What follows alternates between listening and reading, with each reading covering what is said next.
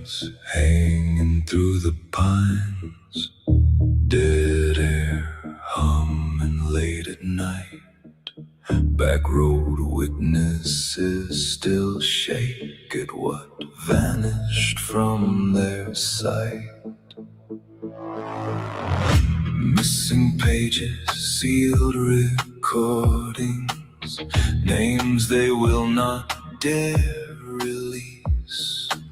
Something buried in this country still refuses rest in peace. No signal clean, no story whole. Something's moving down below. Access denied, 403 forbidden. The truth still gets in. Welcome to paranormal America. Access denied, 403 forbidden. This is where the dark begins. Paranormal America.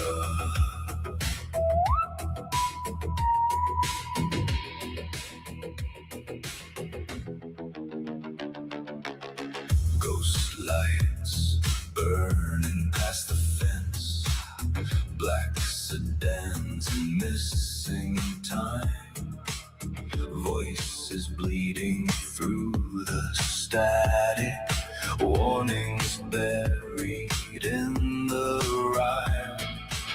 Every town has one old story, everybody knows and hides.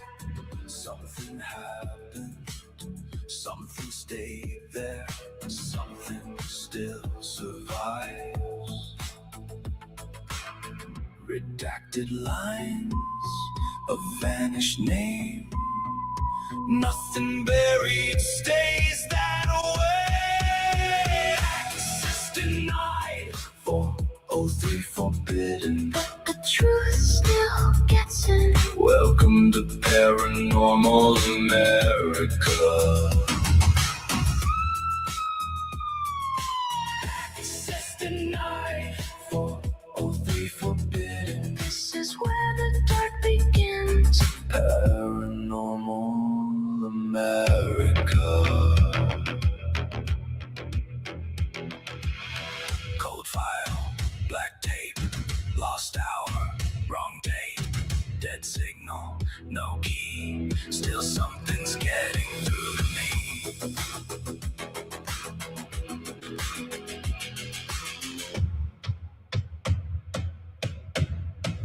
Access denied, 403 forbidden. The truth still gets in. Welcome to paranormal America.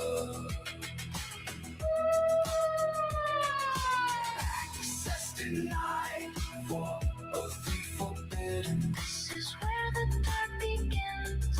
Paranormal America. Ladies and gentlemen, boys and girls, welcome tonight to Access Denied 403 Forbidden. Now, on this show, I've done one episode before, and I did it with Alan Thomas. Guess who's coming back tonight? Want to remind you, however, that on this show, we explore the anomalous, the unhinged, the fringe, the cringe, the UFOs, the cryptids, the abhorred, the ignored, the restored, Bigfoot, Sasquatch, the curious, the quantum, the lore, the lies, the legends, the chimera, the unquantifiable, the untaxonomicable, the forbidden, the locked government dossiers, the prohibited archives, the unbidden, the dark, the echoing caverns, the abnormal, the paranormal, the unsound, the subterfuge, the cabals, the conspiracies, and all the wet, slimy things that refuse to fit in your closet, that leak from your dresser, and breathe at night under your bed. And Today happens to be the 14th of May, the year of our Lord 2026. Tonight's guest is right over here. It is Alan Thomas from Squatch Zone. And tonight, the topic is this: UFO disclosure. What is going on with that? Why now? And what are we seeing? There's a whole bunch of questions that I had about this with regard to it. So I thought, who best to bring in? So before we begin, I want to say, settle in, get your beverage of choice, like I have mine. Hey, nice hat, mister. Yeah. I have my beverage, hot or cold. Then, turn out the lights. Watch the shadows for movement. Was that real, what you saw just then? So I'm only suggesting keep your eyes and ears open and please enjoy the show. I started this by looking at, I have a whole bunch of questions, but first, let me not be a bad host because Alan Thomas is here tonight. This is where you can find him on X. Alan Thomas is at Squatch Zone on X. And all the things that I'm pretty much, Alan and I kind of sort of run in the same circles. We have a lot of the same interests. Alan is far away on the left coast in California. He happens to be kind of in the Fresno area, which perhaps maybe some of you don't know what Fresno is. But I gotta tell you, Fresno is one of the most active areas in everything that you could possibly imagine. So anyway, this is Alan Thomas on X. And also, Alan has his own YouTube channel, Squatch Zone, right there. I will have all this stuff in the Rumble portion of the show tonight. So you can look at all the links, all the articles, all the videos that I'm going to play, because it shouldn't surprise anyone that I will have a plethora of articles and videos to show everyone tonight. So that's Alan Thomas. That's who he is. And now, look, there's all this little squinchy writing. And it's Alan Thomas who, with this post, made me think, you know what, kids? I think it's time for a chat with Alan Thomas. And this is his post on Facebook. We're going to be going where he wrote here, but we're also going to be going a whole host of different places tonight. We're going to be examining and looking at not just UFOs. We're going to be examining who, what, where are they, about disclosure, because that's a really popular topic right now. And why now? And I have a mess of questions over here on the left to address and talk to, but let's go to my first impetus, which was provided by Alan Thomas in Facebook. And Alan said, let's see, he put this up about a week ago in Facebook. He said, starting in November of 23, I've had a series of dreams that are beginning to come true. And I'll say this, just to keep it plain and simple, it's going to be biblical. It's also going to be one of the greatest deceptions ever and the worst evil that the earth has ever seen. I dreamt I was fighting huge demons using a big sword, Jesus. And they were not easy alone. I teamed up with a 10-foot tall Conan and soon had about 100 people more as we went. The demons were getting bigger and they were getting harder to beat, even with all of us and a 10-foot angel. Towards the last battles for me, these demons had little warrior demons like pets. For those that game, you know what I'm talking about. Along the way, a man dressed in white, looking like Jesus, started coaching me. And it seems that when I was losing, everyone was losing. This Jesus was coaching me about faith. When I would start losing, he'd encourage me to have faith. The demons with the little battle bots were really hard, and some of the people with us were being unalived. BZ at this point, people are saying, what the hell does it? Roll with me here, folks. Roll with me. We finally took out what I felt was the last one, but it was not. Jesus pointed to a little Chinese man, small, not anything like the muscle-bound kind of thing that we had been beating. He was dressed like traditional Chinese with a blue coat and double brass buttons, black cloth shoes. He had a little round hat and looked like he was about to slice and dice him, but he fought differently. He used words. And he was like a mage using spells to hurt, freeze, and unalive people. He was very tough. There were a few times I thought that we were toast, but the coach was there telling me to use words, Bible scriptures, and it started working. Follow me with this, folks. Alan is going somewhere. So this was a huge battle, and it was back and forth. And at one point I was slacking, and the 10-foot angel was giving me the look like, you better do better. At this point, I'm looking at the little dude thinking, he got me. He was dancing around with this real cocky grin, and he was mocking me. I was frozen, and I couldn't speak. And the coach was being very patient, talking to me and giving me hints toward the scripture to speak, and in Jesus' name. We finally got him, and we were cheering because that one was the hardest, and I thought the last one. But the coach stopped us and said, there is one more. This one is going to be the hardest, and it was going to be an evil the earth had never seen, ever. He said it would come with a comet, and then points, look, there's a comet. It was green with a nasty black smoke looking tail. As it flew by, the coach said, we will win, but then points at me and says, I can't go. I wanted to go, and I was saying so as I started flying slowly backwards away, and he mentally told me I won't remember the words he helped with. Stay in faith. As I got further, I started yelling, no, and woke up yelling, no. And since then, I battled some demons and gone through some real hardships, the entire time staying focused on God and practicing faith. The comments have been off the hook, especially 3 Atlas. Green with a huge ugly tail. Now we're seeing what comes with the signs of the comets. The worst evil ever. The fallen ones have returned, and it's in the news. Governments are going to release information on these gods with a little g, and they will be AI. That will be the worst evil ever unleashed on the population of the earth. We're going to battle it. I didn't get to go into the dream or the vision, but we will. Oh, yes, we will. I will post the next stream separately. Sorry for the book and sorry for the comments. So I had a lot of questions after looking at that. And one of the questions was, okay, we're talking about UFOs, and I'm going to be speaking tonight kind of more in a literal sense.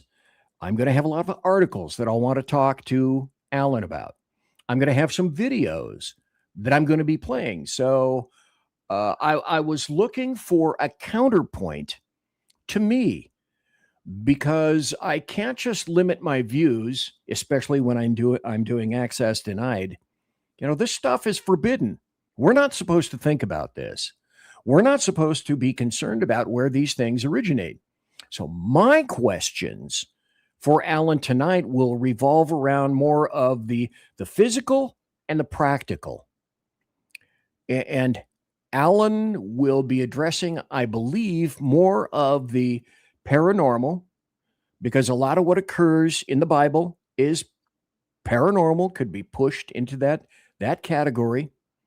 But I'm going to be dealing with the practical. But on the other hand, I want to hear a lot of things that Alan has to say. So in a practical area, in a venue, some of the things that I have questions about with regard to disclosure, why now? Why UFO disclosure now? So the government ends up releasing video files. What major revelations occurred? What did we find? Well, I have some information about that. One of the first things I was thinking is, okay, they were released. Where's the rest? Just like I say on the intro. Can we see it? Will we see it? Why can't we see more? Whose technology are we dealing with in the first place? What other bizarre incidents are occurring concomitant with this? And trust me, I'm going to show you a few examples of some of the strange things that you might not have paid particular attention to, but they have occurred. And like I say, with any show that I do, don't just listen to this and go, you're a nutcase, or, yeah, I believe everything that you say. Go out and investigate. I will give you all the links, all the videos for the show tonight. Go find this stuff for yourself. Where's this?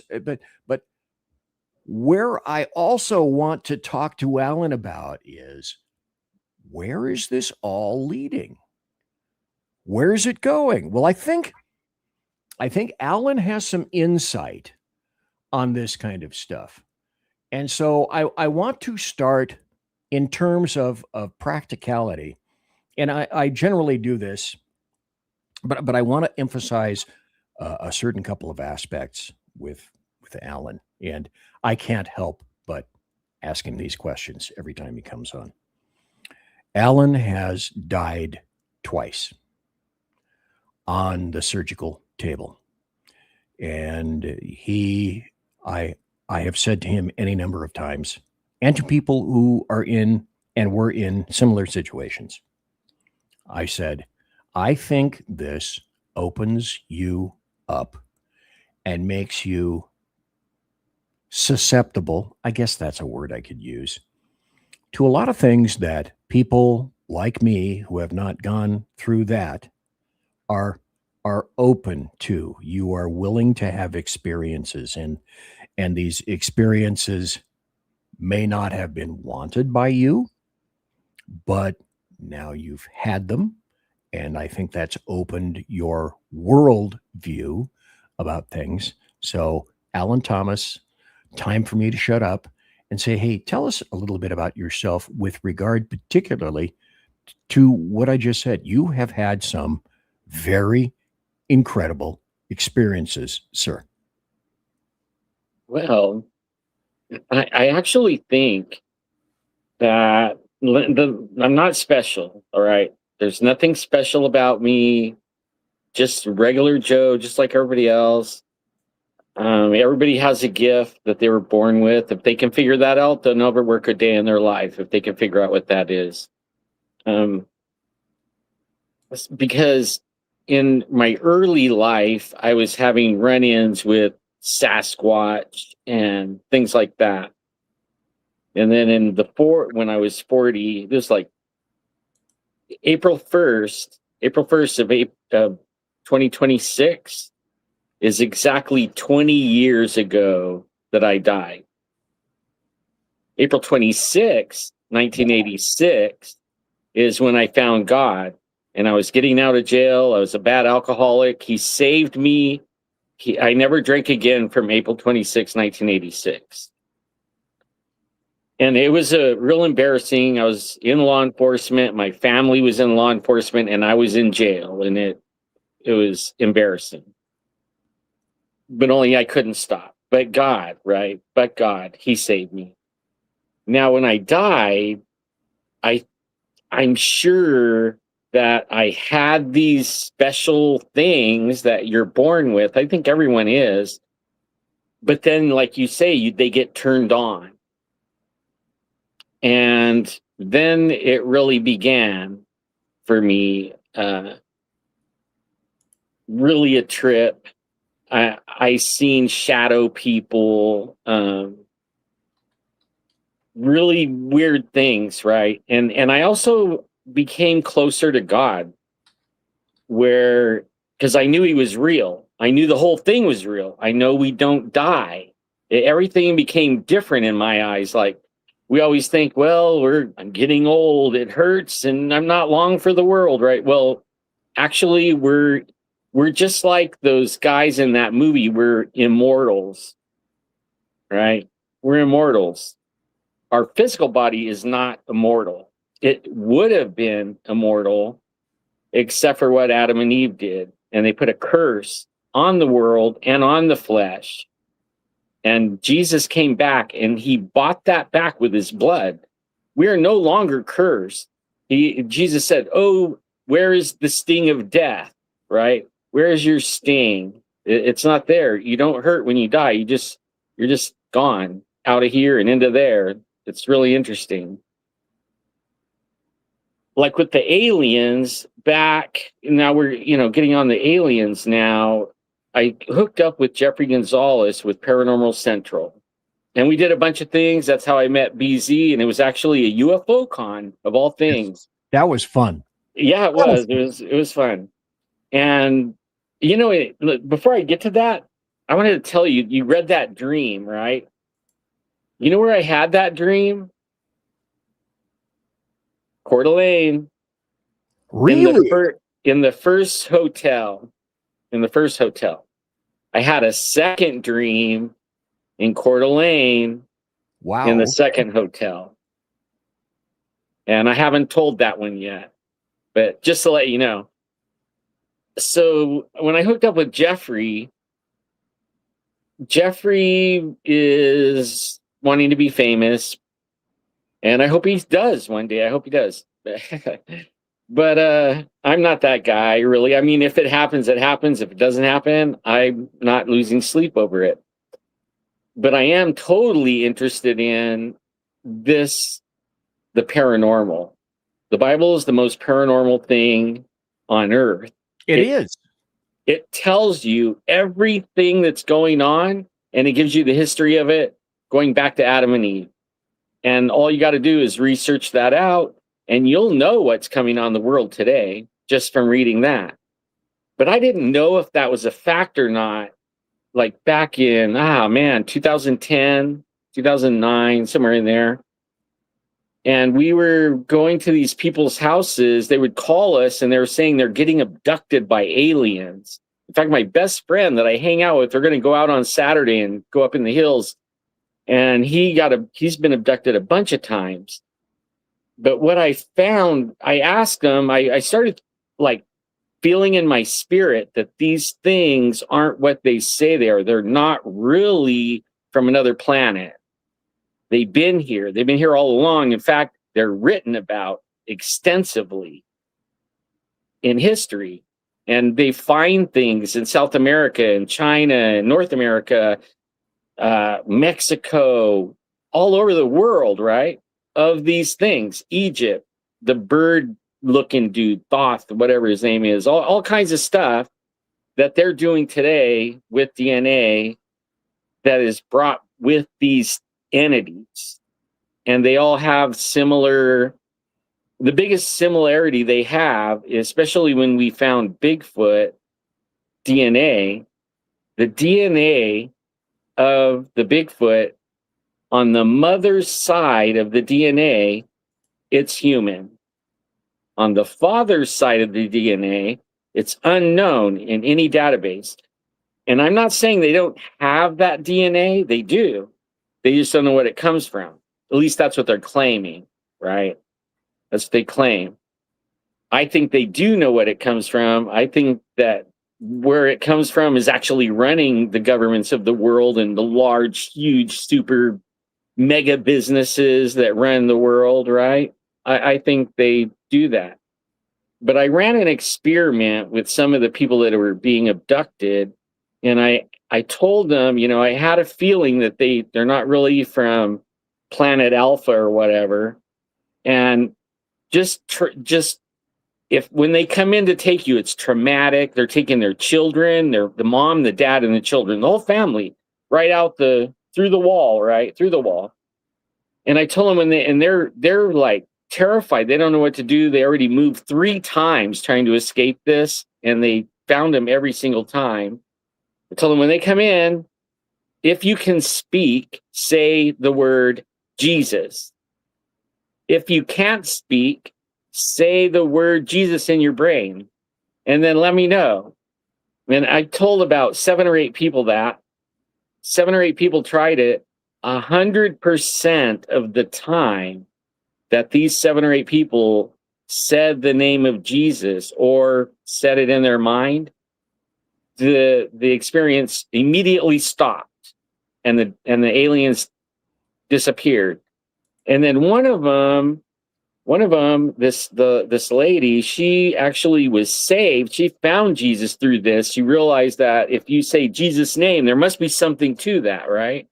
So she actually accepted Jesus, and she started using, you have to get out of my house in the name of Jesus. You have to stop me. She was like praying them, and they got in, and she woke up and they were already surrounding the bed, getting ready to do their thing, right? Like levitate her through the ceiling or the wall. And she yelled out, "In the name of Jesus, you have to get out of my house." And they screamed going out, right? So then for me, after that, after I heard that one especially, they're not aliens. They're not. Where do they come from? They come from under the ocean. They come from under the ground. They come in the second heaven, right? The Bible says we don't battle or wrestle with flesh and blood. We wrestle with principalities of the air, right? These guys, that's where they live. And so that's where I'm coming from now. When I'm not coming from Alpha Centauri or nothing like that anymore. Again, another reason that I wanted to have you on tonight, and that's the fact that, well, I got a couple more minutes before the break. Let me see if I can start things off this way. We'll take a break because, like I say, I am coming from the practical realm of this. Alan comes from what I call the susceptible realm, or the subject to realm, or the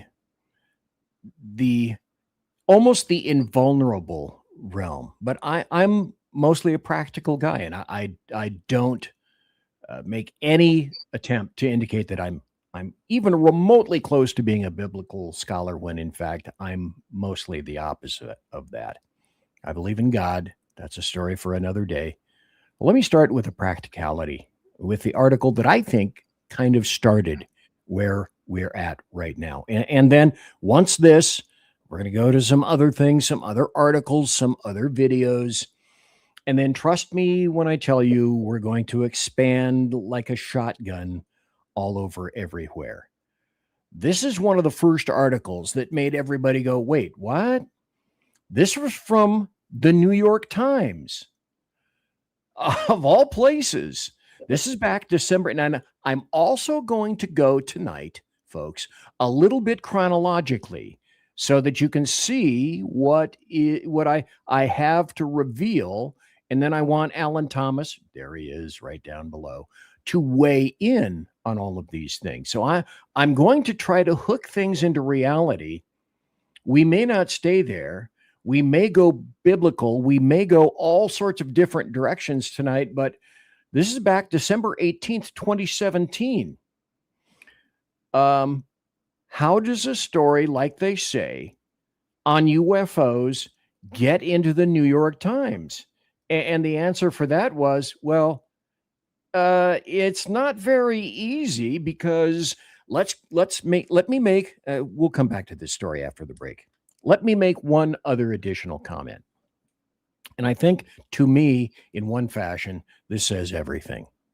Remember how things at one point that were up in the sky, that flew around, the 5 observables? I'll tell everybody what the 5 observables about UFOs are when we come back. But remember that initially they were called flying saucers or discs. That was from a pilot up in the state of Washington flying around, called it a flying saucer back in the 40s or the 50s. But UFOs were unidentified flying objects. And I've seen UFOs. Do I know for a fact they are alien in origin? No, but I've had several sightings of UFOs. This is not my story tonight. I'll tell everybody about those at a later date.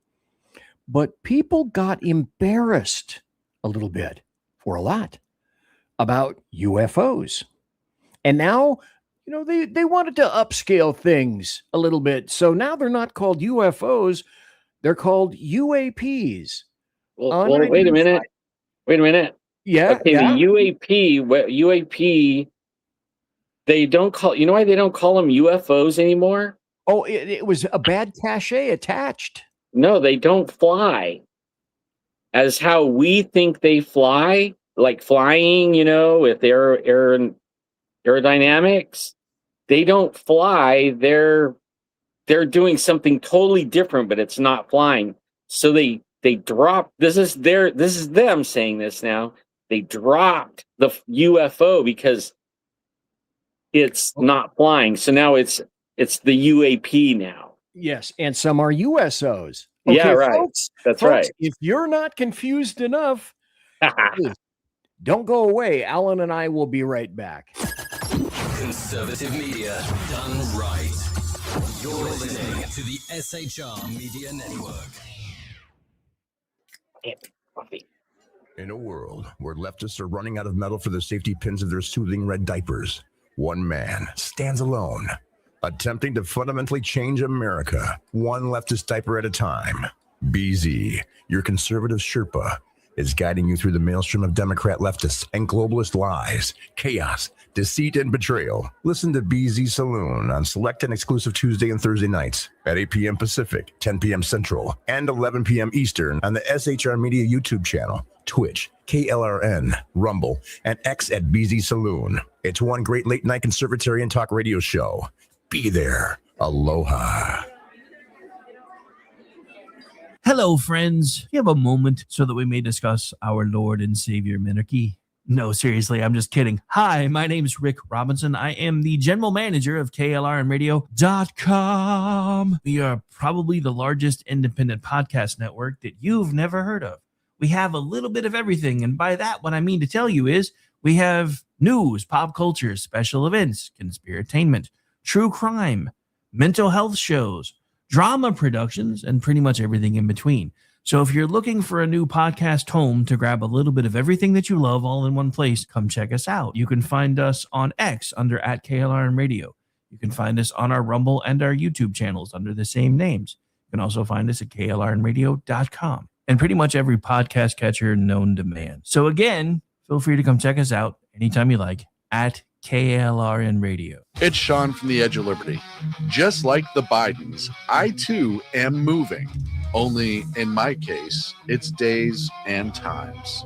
That's right. You can now find the Edge of Liberty Monday at 8 p.m. Pacific, 11 Eastern, and Wednesday at 8 p.m. Pacific on 11 Eastern on the SHR Media Network. Join me as we talk politics, news, alcohol, fun, not so much fun, clowns, small kittens, large kittens, dogs, amoebas, and anything else that just pops into my mind while I'm on the air. That is Monday and Wednesday, 8 p.m. Pacific, 11 on the East Coast, on YouTube, X, KLRN Radio, Facebook, Twitch, and anywhere else a good podcast is found. Please check out our website, shrmedia.com. I will see you live on the air.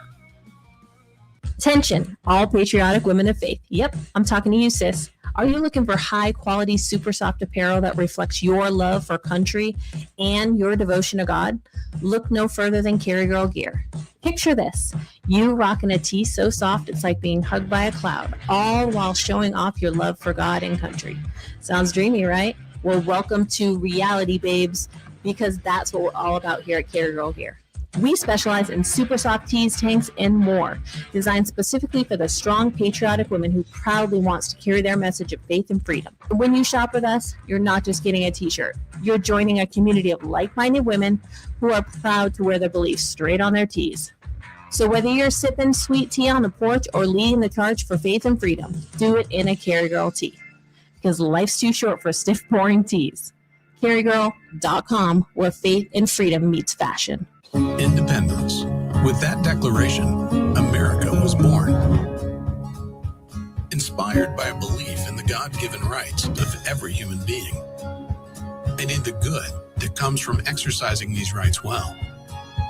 The founders of our great nation chose independence. As do we. Hillsdale College accepts no government funding because independence makes possible the good to which we aspire. You're listening to the SHR Media Network. And we're back. I'm BZ. That over there, that's Alan Thomas. He's here tonight to weigh in on this, which is, hey, UFO disclosure. Why now? Why? Why is it happening now? Is it really happening? I'll be the hook to the practical. And Alan over here will have all sorts of theories about revelations and whatnot. that I don't customarily think about. I'm not grounded in that venue. I will let Alan speak to things like that. But the questions that a lot of people have is, okay, disclosure, the government, do you trust the government? Do you not trust the government? Why the video chunk now? Why now? Why not before? Why not a year or so down the road? The other thing I want to make mention is, folks, also, if you would jump into my plush, sumptuous, and palatial chat room right here on the SHR Media Network. If you happen to be watching on the SHR Media Network YouTube channel, that's where you can jump in. That's basically the only place that I monitor. And look, we have special visitors just for tonight who also happen to be drinking. This is really strange. Why are they drinking Kettle One? That's kind of bizarre. I have no idea why that would be. Anyway, Alan Thomas over there, second half hour beginning. And I went back before the break and I said, look, 2017, the New York Times kind of broke this. And then the Navy was seeing Tic Tacs. They were capturing things on their aircraft, because all the aircraft, they have lots of cams on the aircraft, lots of videos, and they keep them and they look at them later.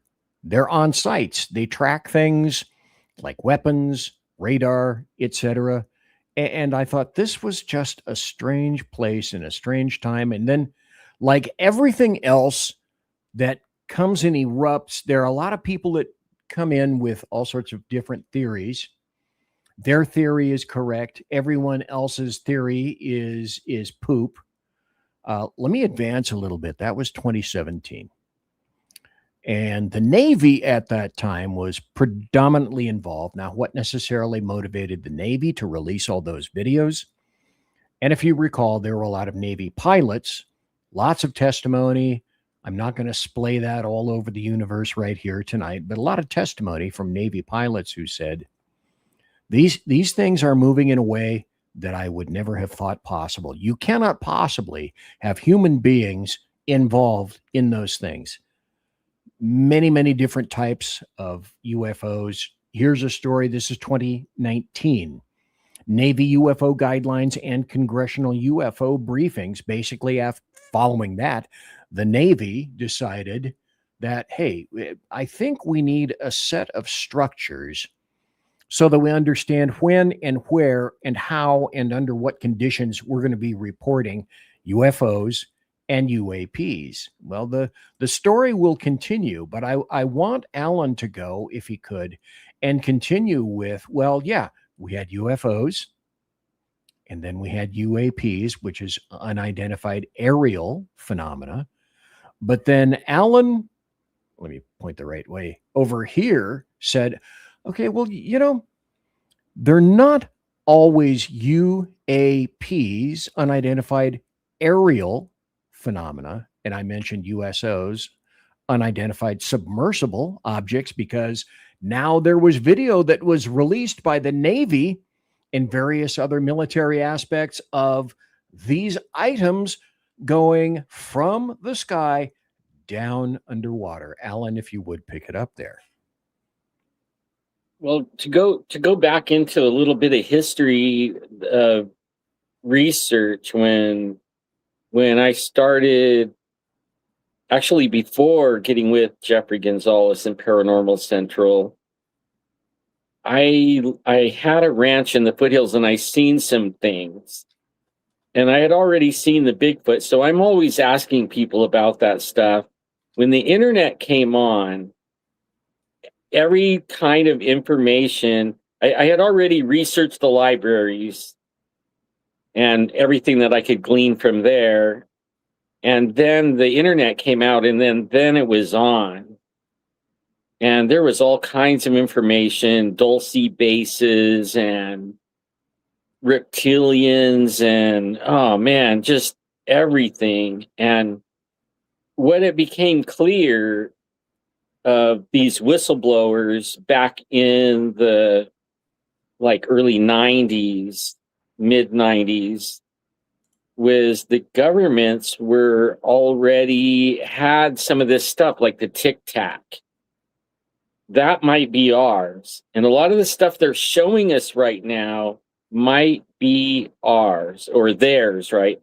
And one of the things that became really clear to me was I don't think our government is really complicit so much as maybe the bureaucrats, some of the bureaucrats that don't get elected, and especially the big companies, you know, the aerospace industries and the things that we don't control, right? The big businesses like Bigelow and all those guys. You know, what was it that one guy said? I can't remember his name, but he worked for Skunk Works, and right before he passed, he said, you know, E.T. go home. He said, we could take E.T. home, is what he said. Ben Rich.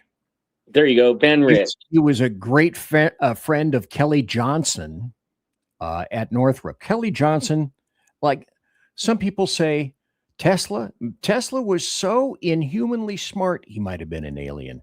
And then I say that of Kelly Johnson. Kelly Johnson was an amazing genius in terms of mechanics. What a guy. And Ben Rich was his great friend also. So, you know, it all goes back to that.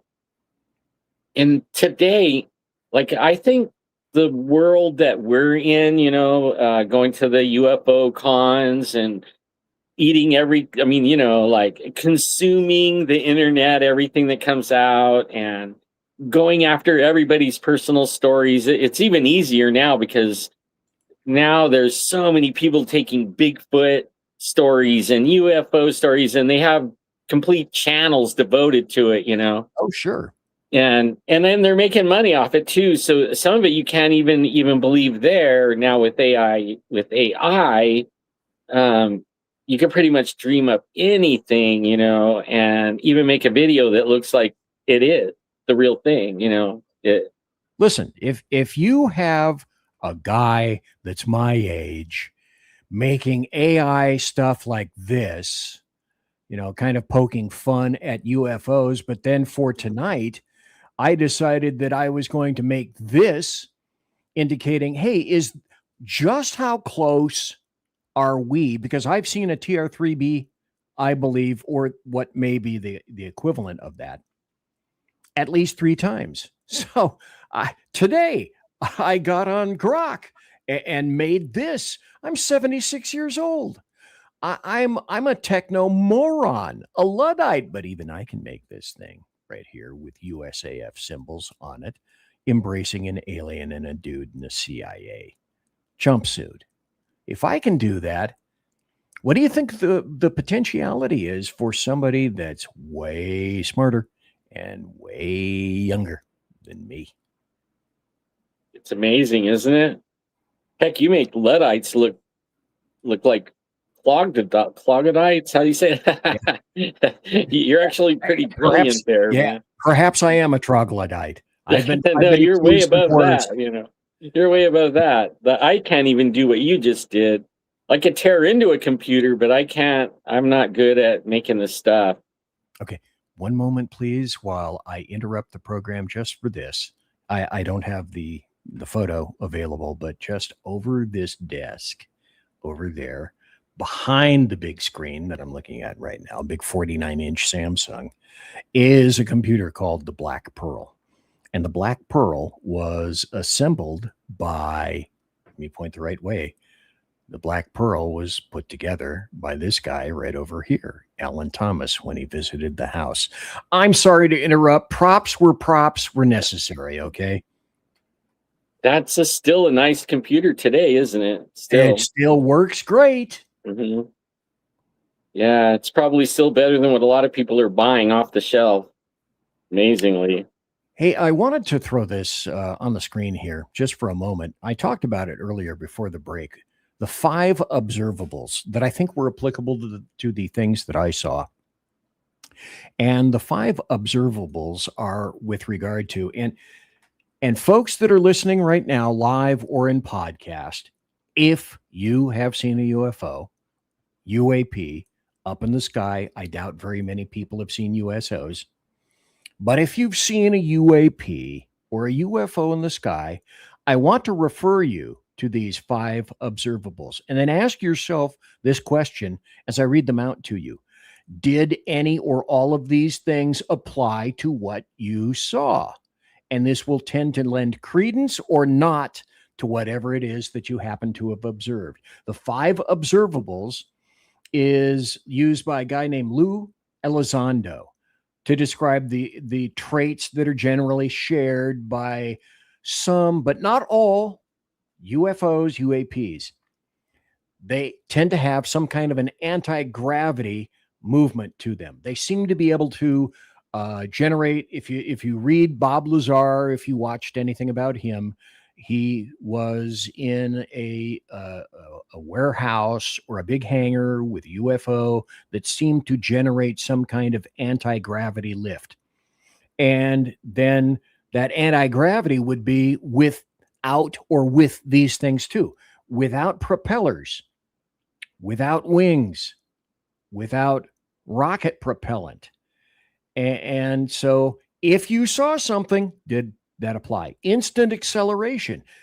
Number 1 applied to me on my views, and instant acceleration. Many of UFOs are seen just accelerating rapidly from a standstill, and just skying off in a particular direction.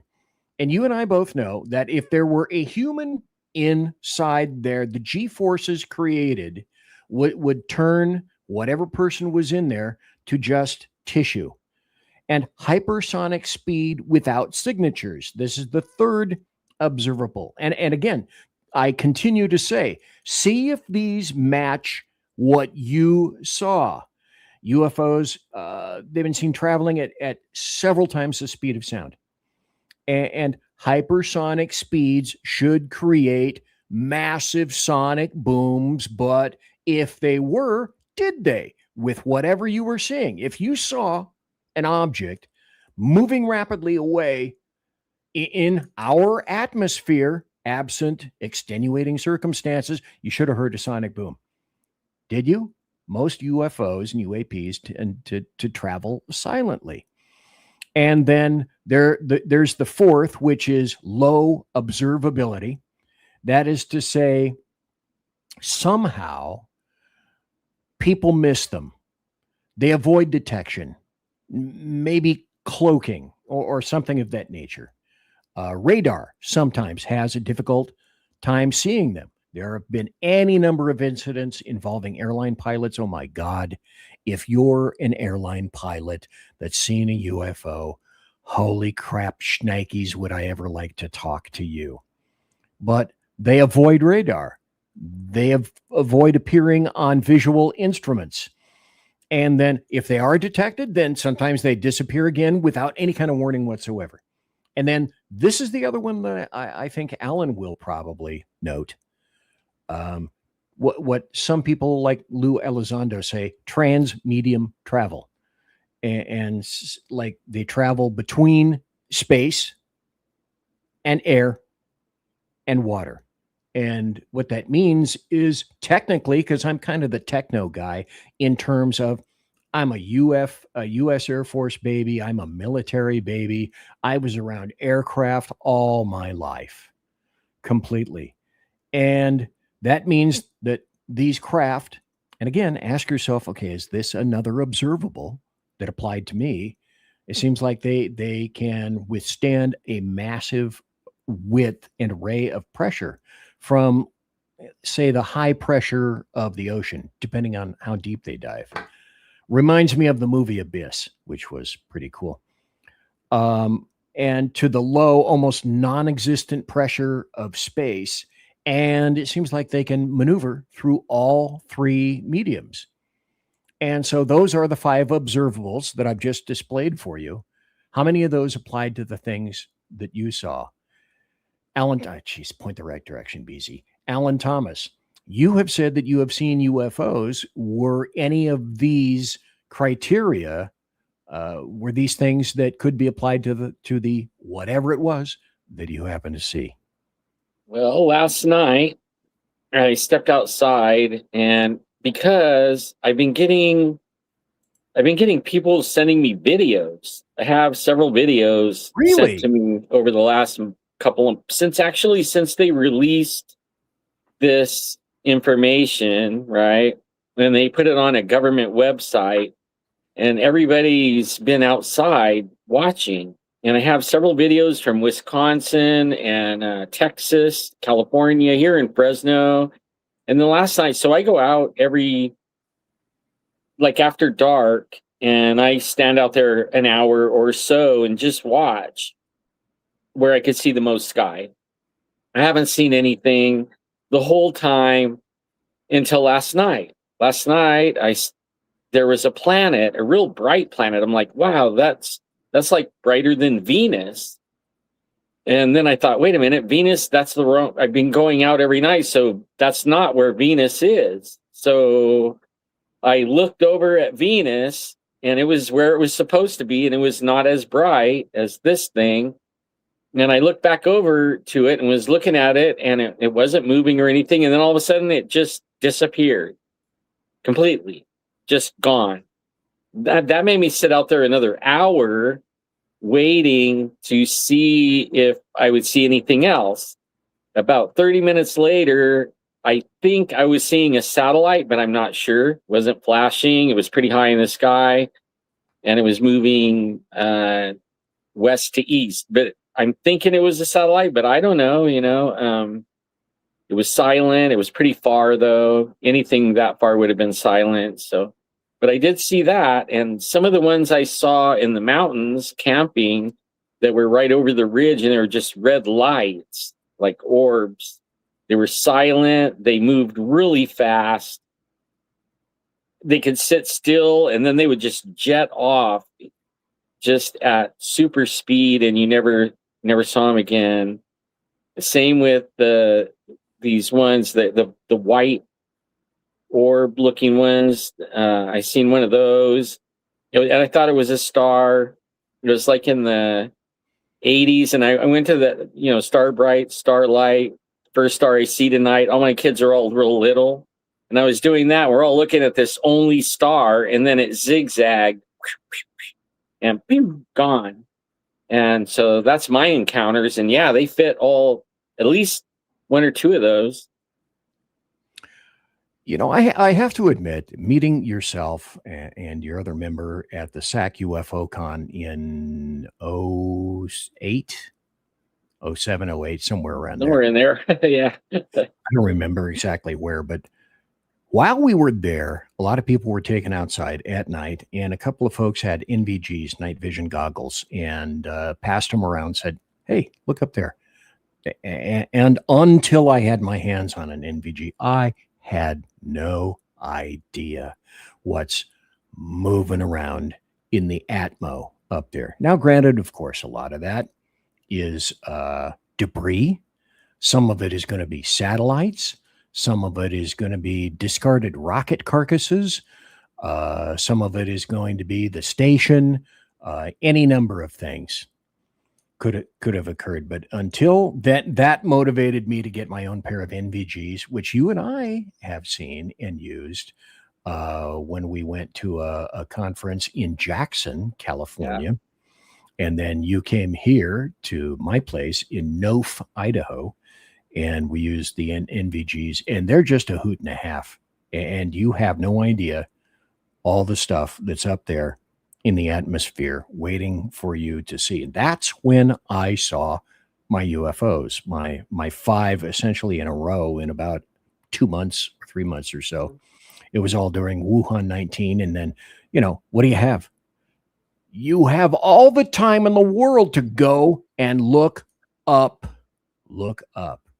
Not kidding, folks. If you haven't done it, if you haven't stargazed in a while,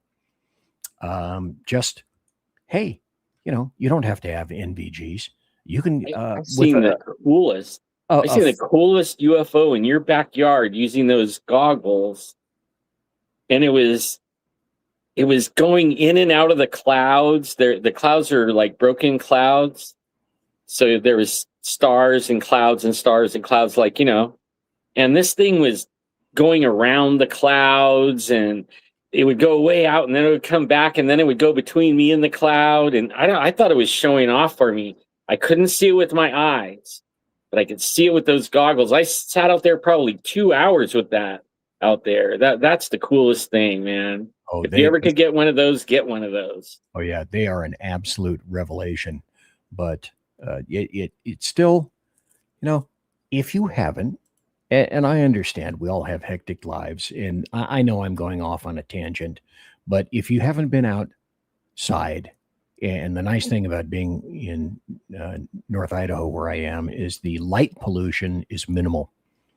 And if you have a nice place that's fairly dark, even with the naked eye, you can see satellites and all sorts of funny, amusing, interesting things with the naked eye. But once you bump it up one level to binocs, or you bump it up a second level to NVGs, oh, the places you're going to go and the things you're going to see. And again, sorry, that's a tangent. Let me even if they can get an infrared, like a camera that can see infrared. Yeah. That's another one where you can see a lot of stuff that your eye can't see, and it'll be in the infrared. Well, also, and with you, with regard to Bigfoot and going into infrared and heat sensing, boy, that would be a big plus for you. My problem is this. I got to drag myself back on track. I'm going to say this, and then we'll take a little bit of a break at the top of the hour. Oh, my God. If during the time that I saw my UFOs, one in San Diego, one in Gualala on the ocean, I know that's an actual town with a weird name, and then in the backyard of Mrs. BZ's house, if I had, say, NVGs that recorded video of what I saw, OMG. So I'm still on the lookout for some NVGs that are high res recorders of video. And if I find some of those one day, I'm going to darn near be invincible. Darn near invincible. Anyway, I'm BZ.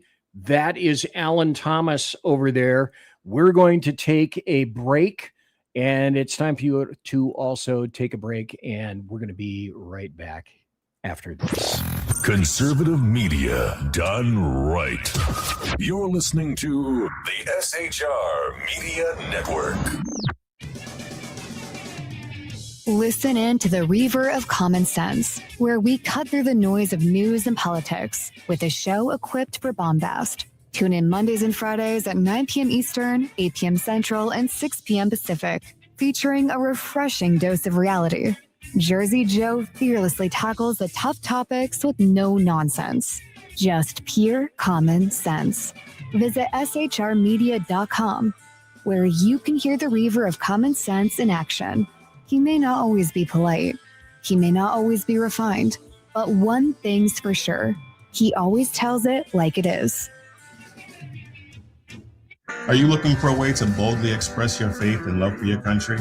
Then check out Seven Armors, the premier apparel company for patriotic men of God, where faith meets freedom in style. Our t-shirts are more than just clothing, they're statements. Bold, stylish, and meaningful. From timeless messages to modern designs, we've got something for every patriotic man of God. Wear your beliefs proudly with Seven Armors gear. Don't miss the chance to wear your faith and freedom on your sleeve. Visit 7armors.com today and join the movement. That's the number 7armors.com. 7armors.com. Faithful, vigilant, steadfast, passion. Are you looking for bold, honest conversation about the issues shaping America?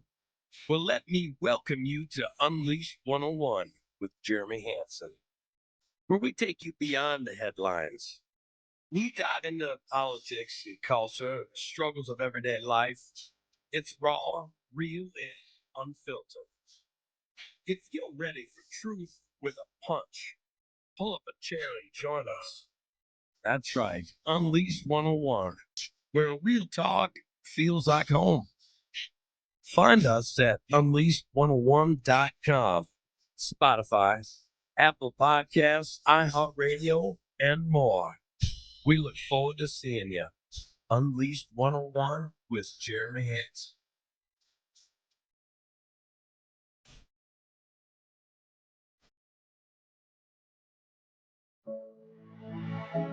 Freedom. One nation in all of human history was built on that bedrock. Ours. A republic of the people, by the people, and for the people. Self-government requires freedom, just as freedom requires an individual willingness to self-govern. Freedom has made America exceptional, but it can only last as long as you and I seek the good, as expressed by the laws of nature and nature's God. It can only last if you and I choose to act as people of character. Forging character has been the pursuit of Hillsdale College since 1844.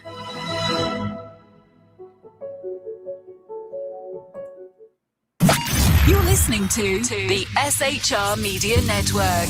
Hi, folks. I'm BZ. Off to my, let's see, that's my left. Your right is Alan Thomas here tonight.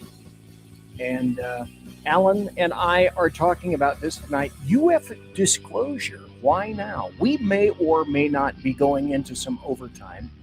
I want to make sure that I get through at least some of the things that I wanted to discuss. I tend to be from the house of practicality.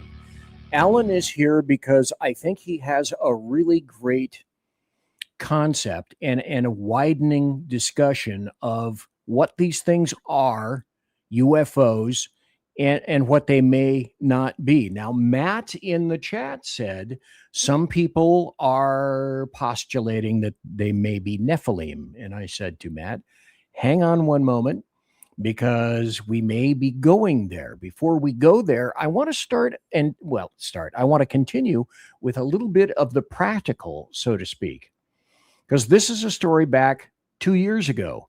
Pentagon's UFO report finds over 700 new cases, with 21 that the agency could not explain. And there's an organization called the AARO, which is the All Domain Anomaly Resolution Office. Yeah, it's a little bit of a tongue tripper, but basically the military is saying, or people who are in a strict physical, not a metaphysical realm, are saying, if we're missing UFOs, if we're capturing these things on military fighter aircraft and we don't know who they are, we don't know where they are, what they are, their source, where'd they come from, then they pose quite potentially a very big security effort.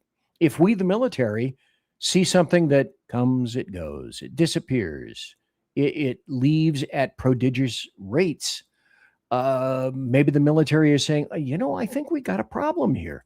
I think we got a very administration big releasing problem. the first Let me go back here just a little bit. This is also, I think this is Peter Ducey, and he talks about the files that were just released.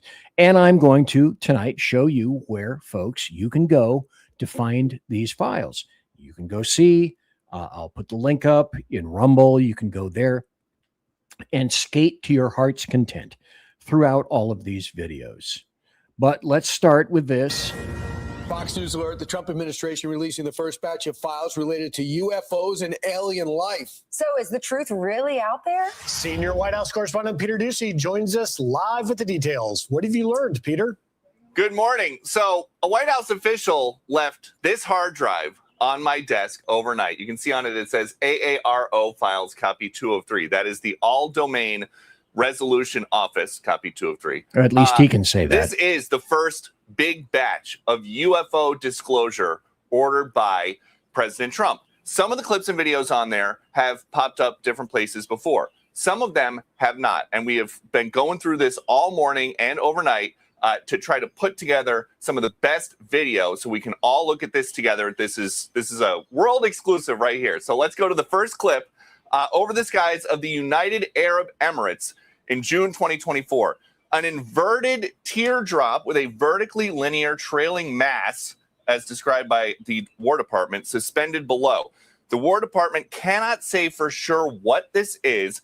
It is officially listed. Okay, so again, as you can see, folks, these are gun cameras, and this is video capture from fighter aircraft all over the place. But can you, in no uncertain terms, say that that's alien in nature? No way. It's an unresolved UAP report. The next video, over the skies of Iraq, December 2022, moving bottom left to top right of the field of view. Okay. And again, with that, could you not say, Alan Thomas, I don't know if you happen to see it, if it was big enough for you to see. I can see it.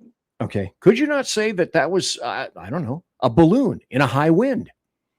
So everything that is displayed in front of you, and there's so many more videos to go over. I don't have the time or the inclination to do that. But, in this tranche of videos that were released, I first started watching them, and for the most part, I was kind of disappointed. I was thinking, okay, I can explain. There's another show by this guy named Harris. I can't think of the guy's name. Black dude with a bald head, and then they watch videos, and then they try to debunk them or say, well, we don't know what they are. A lot of this stuff is anomalous. Okay. A lot of this stuff is easily debunked. And I have to say, in general, overall, I was not significantly impressed. However, that said, I did not go deep diving into this website. And that's where I'm going to put this up now. This is the official website of the U.S. government Department of War. And this is where they've placed the videos for you to see. And so it'll skip, as you can see in the middle over here, it'll skip from one video to another. But let's scroll down here a little bit. Truth Social, directive, release, and then it starts right there. And you can click on each one of those. Each one of those is a video. Previous, page 1, 2, 3 to 16, and next. And do this at your own leisure. Go through all this stuff. And then I leave it for you to make your decision as to, is this real? Is it live? Is it Memorex? What the hell is it? Some of the stuff I personally believe that I can explain. Some of the stuff, I'm not so sure. Go to war.gov/UFO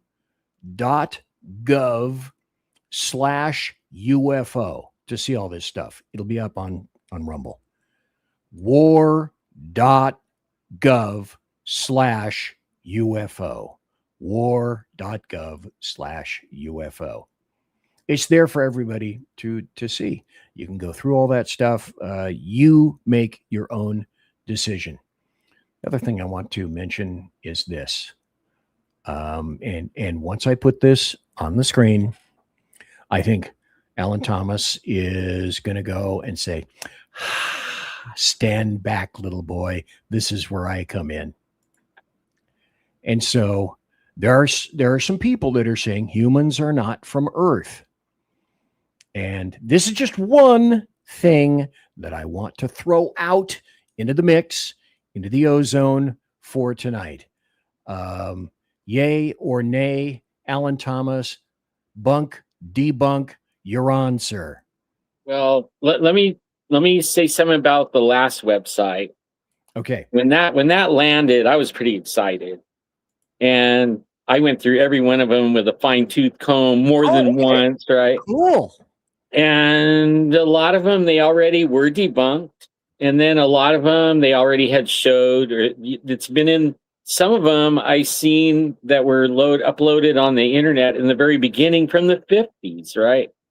Like, so this is what they put was to whet people's appetite that aren't involved very much in this. It was mostly for that, I think, because it was a nothing burger for me, really. It was like, is that all you got? Like, I actually was upset a little bit, like there better be more.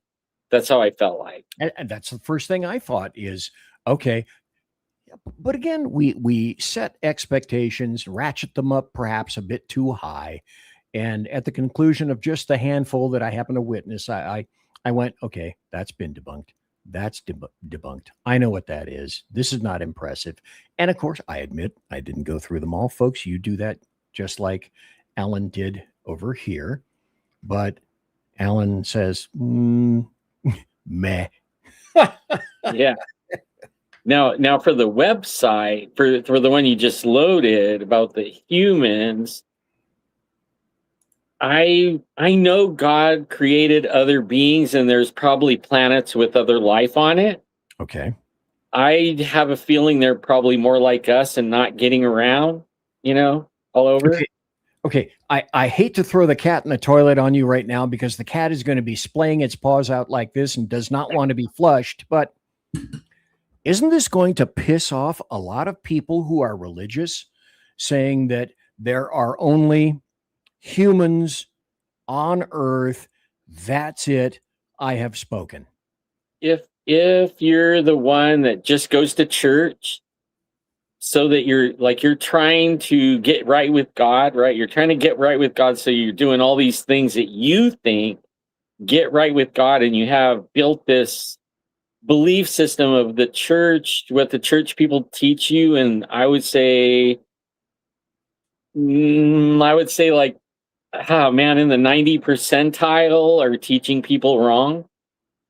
Yeah.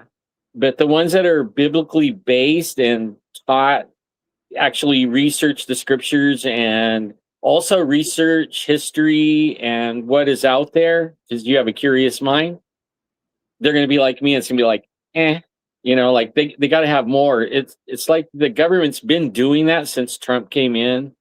Like, hey, you're everybody, check it out. And then when you get it, you're like, all that build up for that, like really serious. But only when it comes to humans, I think we were here and we're created, but not by the aliens. A lot of the stuff that people know about anything, they learned in the movies, on TV, Ancient Aliens. Okay. The movies and the cartoons, they've been telling us this stuff for how long now? They've actually been programming people's minds to have an opinion of what I'm saying probably isn't the right opinion. Well, the other thing I'd like to bring up is this. I have 2 points. First, I'd like you to respond to officials and authorities, including going back to J. Allen Hynek, have said, well, we can't reveal the truth about UFOs, because that's what they were called back then, because the people would not be able to accept it. Those who were overly religious would not be able to accept that. And therefore, for that reason, because people are that particularly sensitive, we cannot make any kind of disclosure with regard to UFOs, because this is exactly what would happen to the people, and they can't be counted on to be logical or sane about it. Their heads will explode. I think that's a ridiculous and a terribly specious argument. I think people are a lot more sturdy than that. Maybe I can go there. Sturdy. Where I think that people are where their minds are going to be blown, I think the people that don't have a religion are going to find out all the things that they believe are wrong. The people that are New Age and other cultic religions are going to find out they were led wrong, and there's really only one true way, right? The door.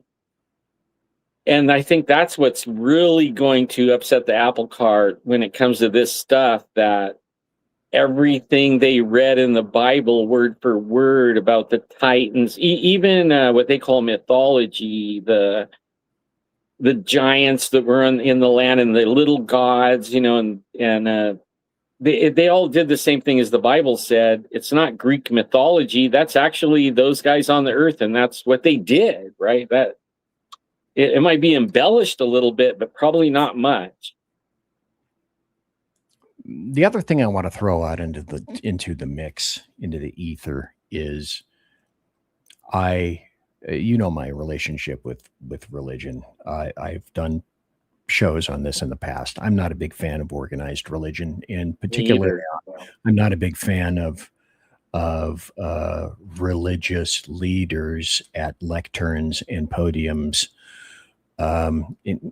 But still, I have in my own personal life, I believe, a relationship with God and Jesus. But one of the things that I've said for quite some time is, okay, if you have, I don't know, let's say you have an alien. Why is it impossible that God could not have built aliens or other beings on other planets? If he can have constructed us, what's to say that this couldn't have occurred somewhere else? I believe that being a superior being, and I'm just a sinner, the first thing that I'll admit, there's things. Why is that impossible? It's not. Like, there's descriptions in the Bible that of everything. There's nothing new under the sun. That all this stuff is described pretty good, really, to the T. I do a lot of praying, and I get a lot of flack for what I say. And recently, I've been praying about what we're talking about right now, and I had a couple of lessons kind of downloaded to me where I can't give scripture. Like, I don't go to church. I haven't went to church ever. Hardly ever. Well, way back when I first found God, I thought that's where I was supposed to go, but only I found out real quick it didn't jive with what I was reading in the Bible at all. Like, where are these guys coming from? And one of the ones that makes me really angry that I've been shown recently on how to actually articulate it finally is how they say that you get saved, and you got it. Then you're a backslider, and you're gonna and you have to earn your way. Like, you got to be a goody two shoes, and that's how they act like in the church. They're all goody two shoes, and if you come in there dressed wrong or with a few tattoos or something stuck in your nose or something, like, immediately they shut you down, right? Only Jesus showed me here recently that all the ones that are going to church every Sunday and every Wednesday and they're praying all the time, he died for their sins, gave his blood. All the people that are in the bar and drinking, he died for their sins. It just add anything you want to say to that. He died for all humanity's sins. And all you got to do is say he did that, right?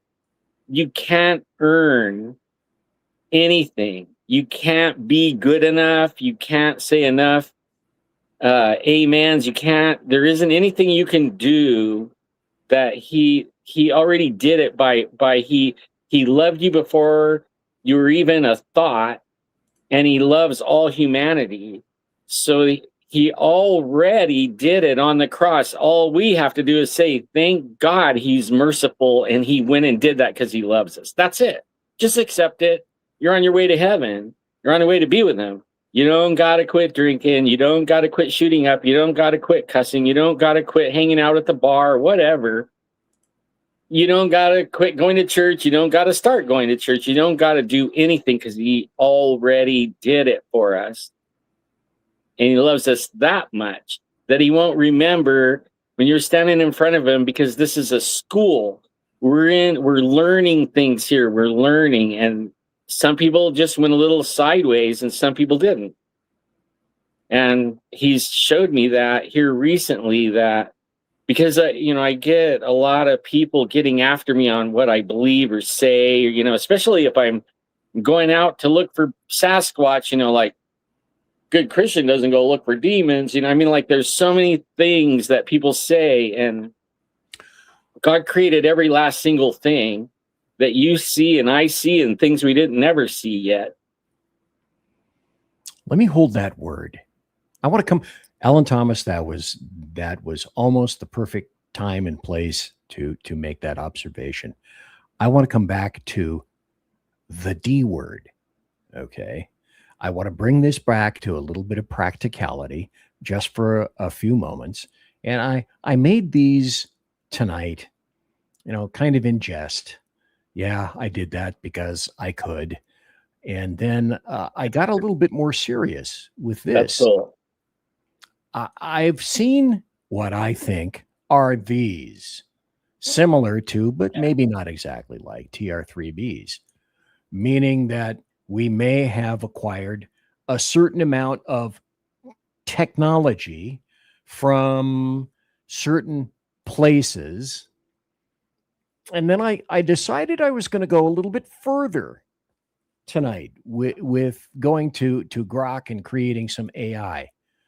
Because then I went here because I thought, okay, what, if any, is there kind of a relationship between things that we have found, whose technology we discovered, and then tried to back engineer it, perhaps like Bob Lazar?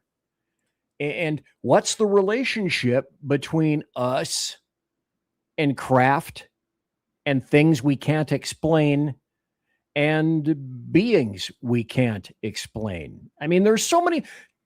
I tried so hard to limit myself in terms of I don't want to be so scattershot that people aren't following this, but I have since come to believe mostly nothing of what my government tells me. And I was government. Yeah. I was a government representative for all sorts of agencies for 41, almost 42 years. I've been dragged kicking and screaming into the column of, you can't trust those fuckers. Because I've seen, I have eyes. And I wanted to say, is that true? You know what? Could be. Is that true? You know what? Could be. Was this on our planet? Did some beings land now, later, hundreds, thousands of years ago? I don't know. Wasn't there. But still, I say, another BZ if then equation. If this is true, then I still believe that comes all under the aegis of God. How can you reconcile these crazy ass visions through my brain? And then, we're going to take a break here in just a little bit. I'm going to go practical. And in the last half hour, folks, I want Alan Thomas to go hog wild, because then we are going to mention the D word. But the other thing that I want to hit, because I came through this stuff and disbeliever, not a big fan of government, etc. Hey, what about this? Now, I've kind of been going chronologically and throwing some things out for people to look at and chew upon and whatnot. And all these videos and articles are going to be under Rumble later on, not right now. You can go and see all this stuff by yourself. But here's an article from March 21st, 26. Air Force General associated with UFOs disappeared under eerily similar circumstances. Similar to what? So this guy's, he's a U.S. rocket scientist. He vanished without a trace on an LA hike 8 months before a retired Air Force general by the name of William McCasland disappeared under almost identical circumstances, and the two had a close personal connection. Imagine that. Well, hang on to that for a moment, if you will. I want to throw this up here. Are these things connected in some fashion? And dude, what are you talking about? Here's something from BLM. God, BZ, what the hell are you doing? What does BLM have to do with anything at all? Well, it's government land. Weirdly, the BLM decided that they were going to reclaim land on a place where Area 51 could be seen, parenthesis, poorly, and you need a big ass lens or a telescope to see into Area 51. And that was called Tickaboo Peak.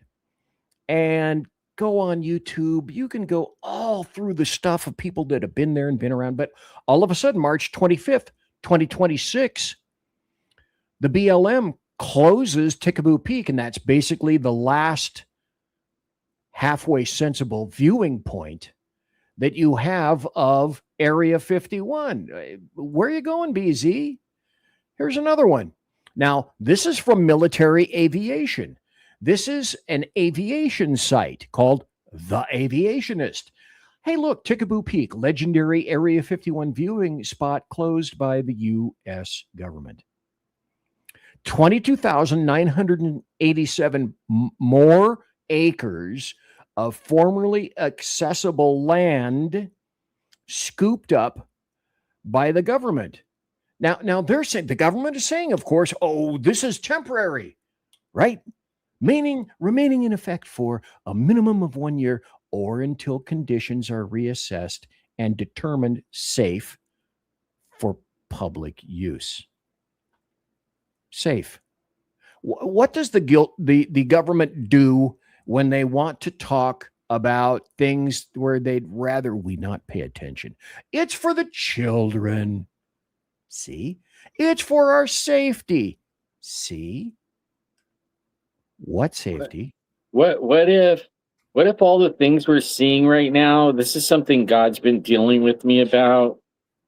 All the things we're seeing right now, we're hearing about the Epstein and the child trafficking and all this stuff is starting to come out.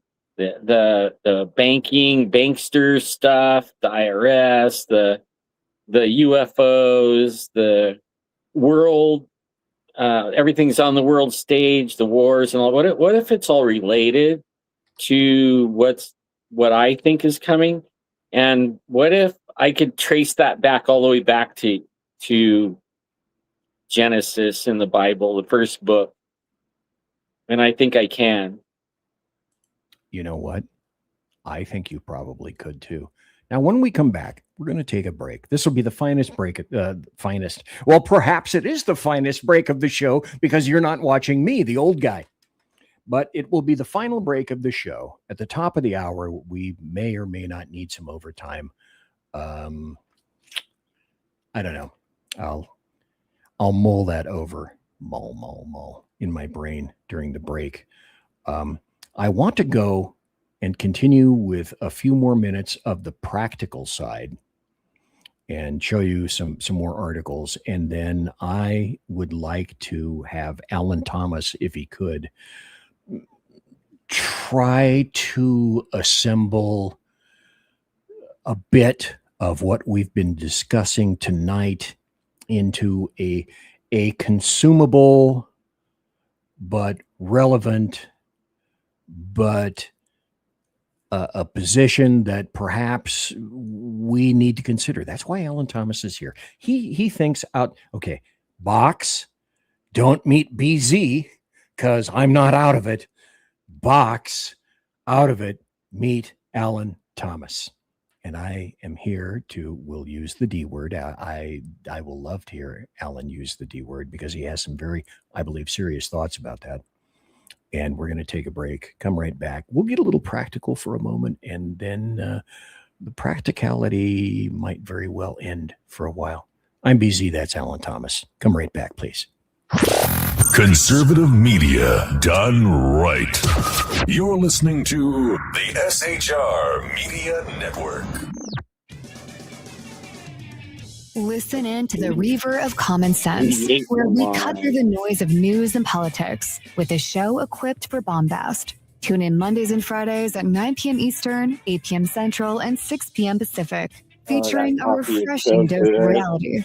Jersey Joe fearlessly tackles the tough topics with no We're on a nonsense. commercial break. We can do Just whatever. pure common sense. Visit shrmedia.com, where you can hear the Reaver of Common Sense in action. He may not always be polite. He may not always be refined. Yeah. But one thing's for sure. It He got always hot in tells here. it like it is. Are you looking for a way to boldly express your faith and love for your country?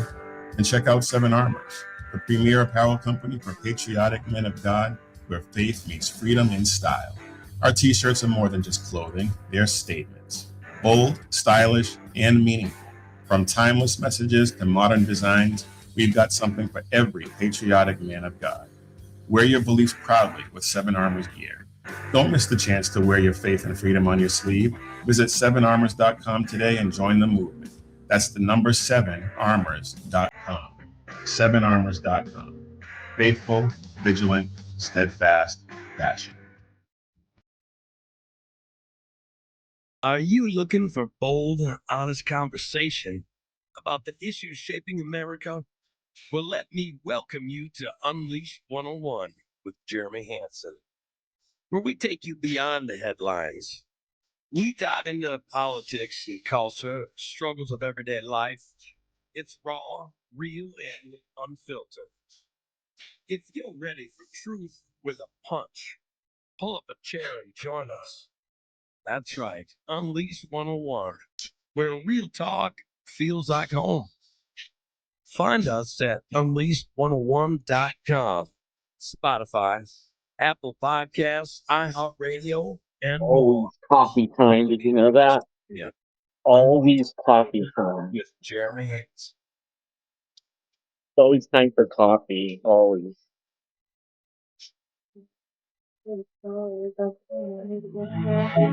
Freedom. One nation in all of human history was built on that bedrock. Ours. Whatever we gotta do. A republic of the people, by the people, and for the people. Self-government requires freedom, just as freedom requires an individual willingness to self-govern. Freedom has made America exceptional. You have to push it But it can down only because last as long if it's as you not all the way notice down, the door won't shut. as expressed by the laws of nature and nature's God. It can only last if you and I choose to act as people of character. Forging character has been the pursuit of Hillsdale College since 1844.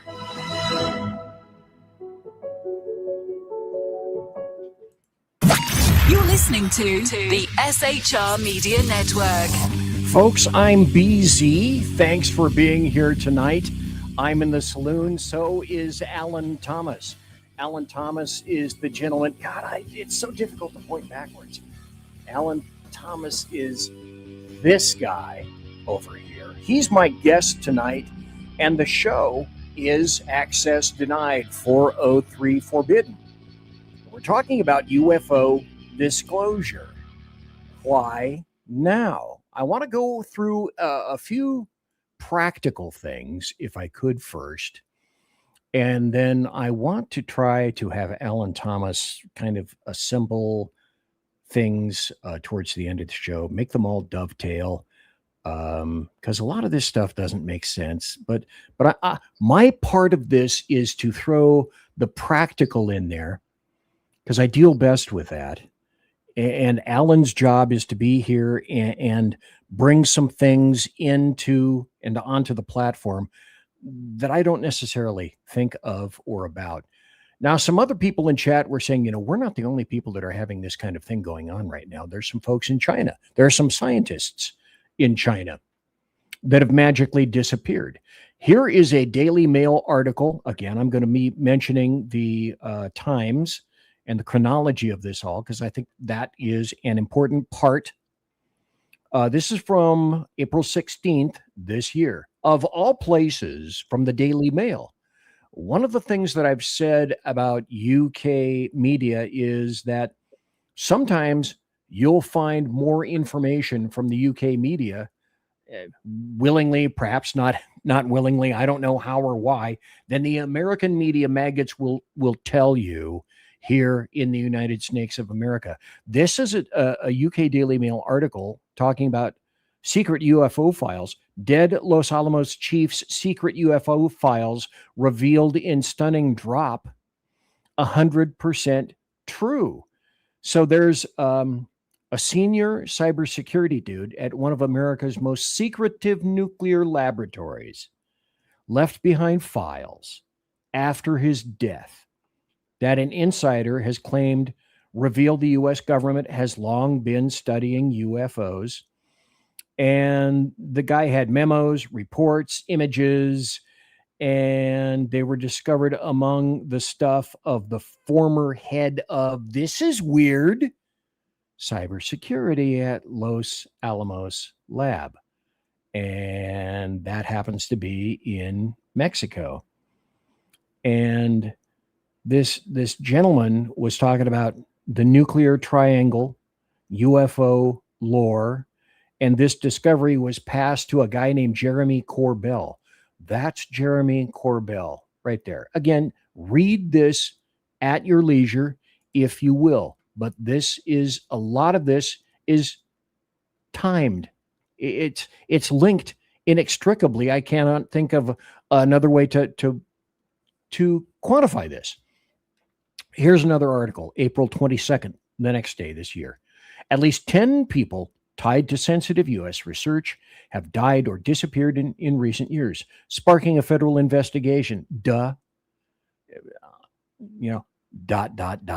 Okay, why did it take Trump to have to do this kind of stuff? And go back. You guys, as soon as I mention this, you guys are going to go, oh, wait, are you kidding? That's linked. Remember the nuclear physicist dude and the MIT professor who shot him outside his Massachusetts home? Those were scientists involved in very secret stuff. That retired Air Force general disappeared from his New Mexico home. The aerospace engineer who disappeared during a hike in Los Angeles. How? Why? Why now? I have to tell you, ladies and gentlemen, I have been forced, I've been dragged kicking and screaming into thinking there is no more coinky dink. It just doesn't occur anymore. This other article, and again, the people in chat were mentioning this, but I'm putting this up here. 25th April 2026, 12 just American scientists have gone missing or died. And the mystery has become the talk or the worry of Washington. Again, coinky dink, I don't believe in coinky dink no mo. Then there's this. This was April 25th, same day. Would-be UFO whistleblower died of accidental drug overdose before agreeing to testify in front of Congress. Okay, do BZ's logical extension. Okay, each one of these individually doesn't mean dog crap. If you take them individually, isolate them in a vacuum, most people are going to go, yeah, so what? That and $75 will buy you a Starbucks coffee. Big deal. Who cares? Well, let me throw in this as well. This was May 1st, just not, a week or so ago. Area 51 just had 17 earthquakes in a single day. What? Okay. How does that happen? Again, how about 17 of them? Your own research. Am I full of crap? Or are these just individual, just weird ass things that are occurring? I don't know, in nature, maybe not in nature. And then finally, I want to play this 1-minute video. Again, if I'm not mistaken, I think this is Lou Elizondo, who originally was in ATIP. Lou, go ahead. Spacecraft, alien spacecraft. The United States has been involved in the recovery of objects, vehicles of unknown origin that are neither from our country or any other foreign country that we're aware of. Alien bodies, biologics. We as a nation have been interested in not only the vehicles themselves, but the occupants of these vehicles, to include biological specimens. Aliens, non-human intelligences, are real, and they have been engaging with humanity. We're not alone. We are not alone in this universe, and it is a simple fact. And the U.S. government has been aware of that fact now for decades. If we were to be honest and truthful about disclosure, about we're not alone in the universe, these things are real, what would the consequences be? And these studies came back, unanimously said you can't do it.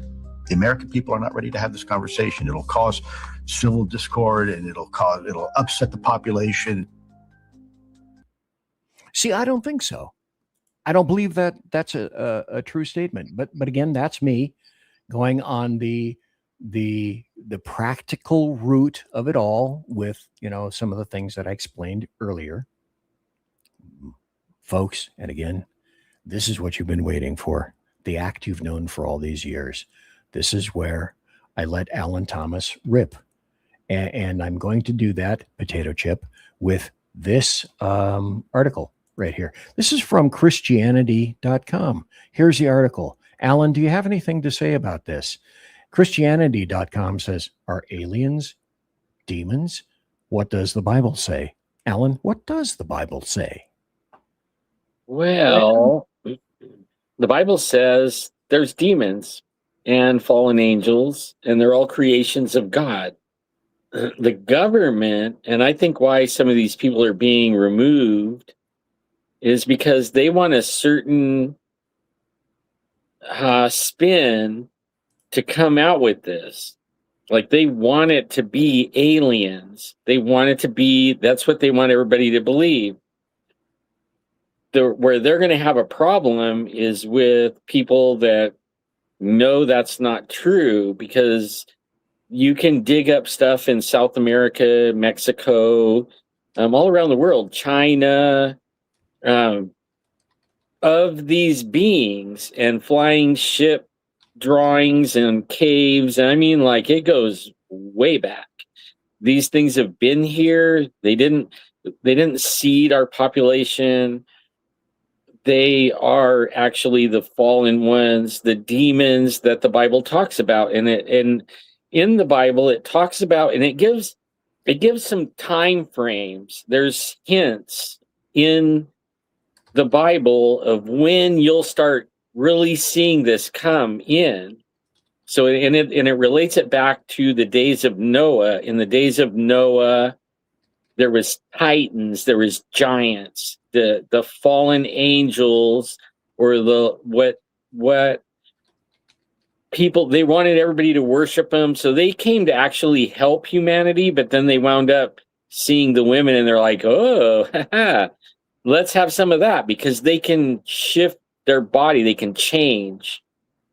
And so they had kids, and these kids are what brought on the Noah time. They messed around with everybody's DNA to where almost no human was a human anymore.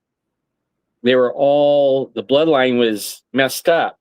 That's why only Noah, when he said he only found a person that had a pure line, that was Noah, and all the rest of them had to be destroyed. They weren't his creation any longer. Here we are today.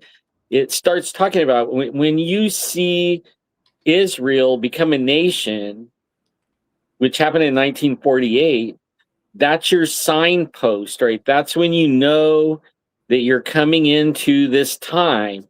And then it starts describing that time. There'll be earthquakes, there'll be wars, rumors of wars. You'll see signs in the heavens and in the sun.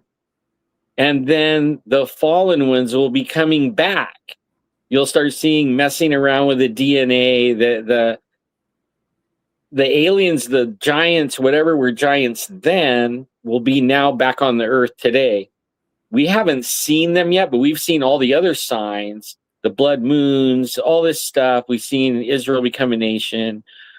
And now we're starting to see the sign of the Nephilim and the fallen ones coming, where they're going to reveal it. But the government wants us to believe that this is from another planet because we can't be created. You see what I mean? You can't be gods. You can't say Jesus' name and make them run away. You can't stop them. If everyone finds out that they have authority over this, then they lost, right? They lost to us. But if they can spin it to where there is no Jesus, that they just made that up, and there is no real God, that, you know, there's a spiritual, and it could be a male or a female, it could be, you know, like unity or what, you know, I don't know. If they can make it that, then they'll have complete control. They'll have complete control. They absolutely do not want anyone to know that God is real. He really did create us. And the actual battle, the whole thing stems from going all the way back into the Bible. God created all these beings, but he created them for a purpose, right? They all had a purpose. Like there's the messenger angels. They all had a job. None of them were to sit down and be creative with God and joke around and have a creativity where you could outplay, like trying to outsmart God or chat like we're chatting and stuff like that. The angels don't do that. They all have a job. They can't have what we have. They're jealous because he created us to be his kids and hang out in Eden and name all the animals and hang out and joke around with them and have that kind of relationship. They don't like that, especially the big boss, right? The one that requires blood. And that's where the other part is that a lot of people don't understand. The blood is the currency, okay? That's why all the abortions, that's why, remember CERN when these dudes came out with the hoods and right in front of Shiva, which is one of those fallen angels, okay? Shiva's a fallen angel. You want to learn about Shiva? Go to India and then you learn about the Nalga. The Nalga are a 7-headed serpent. You go to China, the serpent. You go to Japan, the serpent. You go to England, they have the knights that killed the dragons. Go to South America, and again, more dragons, the reptilians. Okay, nothing new under the sun. The reptilian is the one that talked the humans into giving up their birthright. And then from then on, we're cursed. Our flesh is cursed. That's why when people say, oh, I'm a sinner, and I was born a sinner. Well, that isn't really the real truth. The real truth is we're cursed. The earth is cursed. Everything's cursed. Jesus came and bought that curse with his blood. Okay, this time now his blood.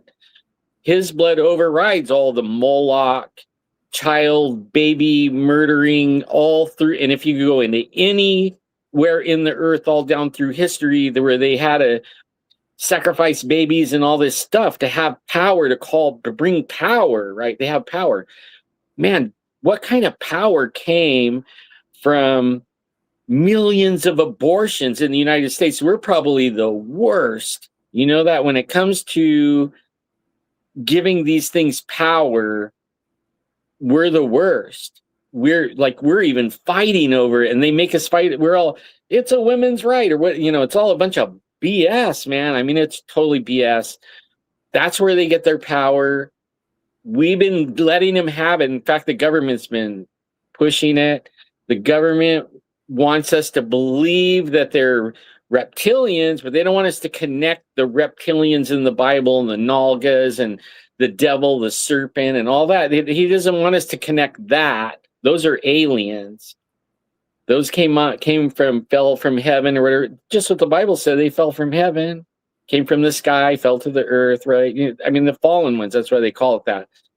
All you got to do is research and then pray about it. Like, we're all sons of God. Even they are sons of God. The angels are sons of God. We also are sons of God. we can talk to him and he will answer us. If you never talk to him, then you never get an answer, right? If you don't believe in him and you're talking to him, you're not going to get an answer. You just got to believe it. All the evidence is pointing to it for thousands of years, and every civilization on Earth points to it. I love going to the India one. They have these temples, and they're still worshiping these temples, and they got Shiva and Buddha, and they have these. It's a penis, right? And it comes up out of the ground, and it's in the middle of the temple. It has a big penis, and they worship it. And back then they sacrificed babies around it. This penis. What does that represent? That represents the seed of the serpent, which was polluting the seed of the humans. I mean, I don't know. Maybe I put all this together and I'm the one man out. I don't know. I think it makes all sense. And the more I dig, the more I think I'm right. I haven't found one thing that has sent me into a tailspin on anything. The only thing that I've had happen is more evidence that's almost overwhelming that they're the evilest thing around, and we're falling for it hook, line, and sinker with the help of our government and even maybe religions, the churches. Let me go back. Let me see if I can find it now to this portion. Here we go. I want to put this back up again and see if I can make a causal relationship between these two. And then I'd like you to, again, comment, if you would, Ellen Thomas, because we've got about 7 more minutes until the wrap up of the show. I think we've covered a sufficient amount for tonight that I don't believe that I feel compelled to go into definite overtime. And I want to make a relationship to this. Now, I showed you this earlier in the first hour. Here's a book by a guy named Ellis Silver, Humans Are Not From Earth. And the subtitle of this is A Scientific Evaluation of the Evidence. And this was very popular for a while. But I would also like to point out this too, if I can. That was 2013. What happened in 2012? You made a very salient comment earlier in the first hour, Ellen Thomas from Squatch Zone. And you said, it seems as though we've been influenced quite a bit from popular culture, music, and movies. Well, as I indicated, that book came out here. Let me get this off. This is not what I want to put on right now. The book that I was talking about, let me see if I can find this again, is Humans Are Not From Earth. And I make mention of this 2013 from this guy. And then a mention also of this. What happened 1 year before in 2012? Oh, that's right. That was the movie Prometheus by Ridley Scott. What was one of the tenets of Prometheus by Ridley Scott? Was that aliens disseminated their seed upon a planet, and then it soon fell to the earth. And that it was aliens that created the planet Earth. Go back and see the movie. It's great special effects. I saw it in 3D in the theater. It was captivating. But on the other hand, it seems to me like a lot of stuff that is topical, maybe considered topical, is also really trendy. Ellen Thomas, any thoughts on that? Yeah. Actually, we're created to be on the earth. And when you look at the Bible, now, if you look at the storyline and you see that in the end days, it's going to be like the days of Noah, and all these things are going to be coming out again, right? All these fallen ones, these demons, and messing with the humans, then you know that their end is near. So their end is near. that means that we're getting ready to step into a time where we actually will have that body that Adam and Eve had when they were created. We'll have one just like Jesus had when he took his body after 3 days in the tomb, and he was risen, and he resurrected his body back with the flesh, and now he's immortal. We're getting ready to go and have 1,000 years with Jesus in an immortal body. On the earth, though, we're not going to go sit in the clouds and play harps. We're going to be down on the earth doing what we do, right? I mean, like we're humans. He gave us creative abilities and desires and stuff like that that no other creature has. None. Not the demons, not the aliens, not any of them. We're different. And I can't wait to see that. There's another thing that I've been researching lately, and I haven't got all the way to the gist of it, but the Mandela effect. Okay, so the Mandela effect changed things, and everybody knows it. I mean, some people remember it one way, and then other people don't remember it that way, and they remember it this way. Something got changed, and it's still continuing to this day to be changed. I think when you were talking about 2012, I think something changed, all right. And that's when we really started noticing the Mandela effect a lot. Now people aren't noticing it as much, as maybe the changes are being undone back. You know what I mean? Like maybe some things, it might not change the Bernstein Bears or anyone. Like I know it wasn't Bernstein, but Bernstein. But it won't change that back. But maybe the things that were changed so that we would never, that where we would see things a different way as the aliens and the demons. I'm having a feeling that has something to do with all of this. I'm still researching it and trying to figure it out. But I have a feeling as we're seeing everything be revealed, the truth seems to be coming out. And it only makes sense because if we're at the end days where we're getting ready to step into the 1,000-year reign with Christ and rule and reign on the earth and have a good time without all these demons and aliens and all this other crap, that the truth has to come out. It can't be hidden anymore. It can't be manipulating mankind anymore. All the truth has to come out. It will be known. And the Bible even says so, that what you do inside the dark closet, it's all going to be revealed. There won't be anything hidden, right? Nothing. At the end, it's all going to be revealed. A lot of people are like, oh no, oh man, don't even worry about that because he died on the cross and you're covered in the blood of Jesus. So God's not looking at us. He is, but he's seeing a blood covering. You just want to get under that blood covering. That way he will see that you're perfect through that blood, even though you're not perfect, even though you can't be perfect, even though you try to be perfect. It doesn't matter what you do. The blood is what matters, and we want to be under that. That's all that matters. That is all that matters. It doesn't matter anything else. And I don't care what any church tells you. That's why it was the good news. That's good news. You can't earn anything.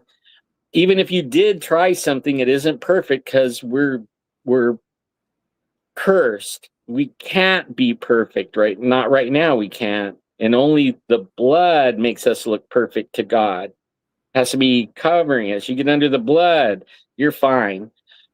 I think that's where we're at. I think that's why all this is coming out. I think that's why Epstein and the babies and Hollywood and all this stuff is coming out, because it has to come out for this last final 1,000-year age that the Bible talks about. I actually believe that's where we're at. Okay, let's wrap this up because it's just about time for Tata. I want to hit the practical end of it. And you've hit Jesus. What am I? You've hit the metaphysical, the paranormal, and the religious aspects of this. Let me see if I can summarize fairly well, Alan Thomas, and then you tell me if I'm kind of sort of in the ballpark at all. We're heading towards the end times. We're heading towards revelations. Am I moving in the right direction? It's not. I think the church did us bad when they call it the end times. The Bible doesn't talk about the end times, right? That's something that they have put on it, making people think it's the end. Oh no, it's scary, right? It's not the end. It's actually the end of this age going into the next age, the next 1,000 years. In a 6,000 year, each 1,000 years is an age. We're at the end of the 6,000th, which ends all the bullshit. And then we go into the last 1,000-year reign before he deals with Satan and everything till the end, right? So for the 1,000 years, he puts away the evil, reveals everything. And then we have babies. We do all kinds of stuff, just like Adam and Eve were doing.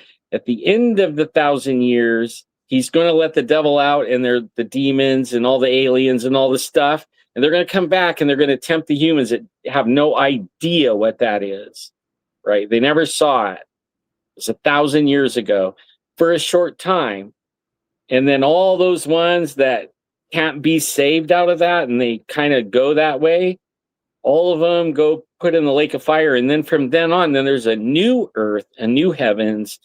And then from there on, there is no more evil. It's a done deal. I don't know what, he doesn't really say what that eternity is, past the 1,000 years, besides how he deals with the evil.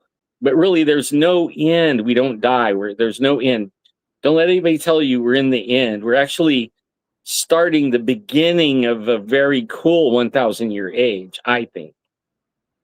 Then it would be better to say, in your terms, more towards Revelation. Yeah, we are at the Revelation. Yeah. Okay. And let me let me end with this, because I'll take the practical route, which may turn out not to be quite so practical. And let me see if I speak for a lot of people, and not just me, for a few minutes, maybe 1 or 2 minutes, and then we'll wrap this up. How many times has it seemed to you in the past at least 10 years that every subsequent year things are getting more wrong, less credible, more questionable, more, I don't know, for lack of a better word, more insane? That what you thought was right now is being quantified as wrong. And doesn't it not seem to you, folks that are listening, and it was, I mean, for God's sake, come on, BZ, do what you started to do here. It was a show about UFOs and disclosure. And my question for everybody and everything is, why now? How is this all coming to a head? And just when you think that there's something you thought maybe you had a fairly good handle on things, the next day brings something even more insane. And this, I submit, is part of it. But the biggest question, because I have to admit, I've seen them. I'm fascinated by UFOs. I'm fascinated by Sasquatch, Bigfoot, cryptids, the unexplained, the paranormal. So many of us are. Now, am I an expert? How about this, BZ? When we were kids, I think I'm younger than you by probably like 6 or 7 years, 8 years maybe. And it was a different time when we were kids. It was. And when our parents were kids. And just beyond our parents, for thousands of years, it remained the same. No electricity, no flushing toilet, no automobile, no flying around. And just in the last 250 years, everything has changed so dramatically. Like, I remember watching Dick Tracy, and he was talking into his watch, right? Yeah, And that'll never happen. We're like, whoa, wouldn't that be cool? I could go get one of those today if I want. I mean, I wouldn't know how to use it, but I could.